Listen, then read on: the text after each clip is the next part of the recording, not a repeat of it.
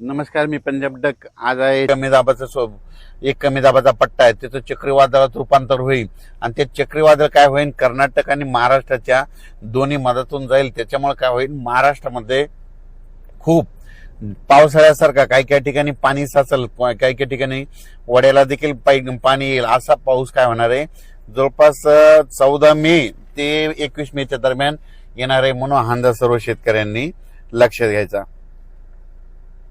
मग सांगायचं झालं तर नाही, हे पाऊस पूर्व विदर्भ, पश्चिम विदर्भ आणि त्या नेमकं पूर्व आणि पश्चिम विदर्भामध्ये शेतकऱ्याचे हळदी शिजवायले, तर त्यांना सुद्धा सांगू की तुम्ही काय करा, जवळपास 14 मे पर्यंत तुम्ही तुमच्या हळदी काढून झाकून ठेवा. कारण की 15 ते 20च्या दरम्यान चांगला पावसाळ्यासारखा पाऊस विदर्भात पडणार आहे. म्हणून हे लक्षात घ्यायचं. मराठवाड्यामध्ये देखील नांदेड जिल्हा, परभणी जिल्हा, हिंगोली जिल्हा,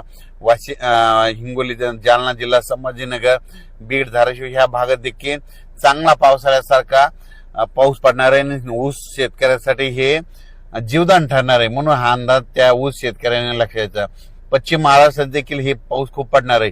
सातारा, सांगली, सोलापूर, कोल्हापूर, पुणे जिल्ह्याला देखील दिलासा भेटणार आहे. मुंबईला देखील पाऊस पडणार आहे. उत्तर महाराष्ट्राकडे देखील नाशिक जिल्हा, धुळे जिल्हा, नंदुरबार जिल्हा त्या भागात देखील खूप पाऊस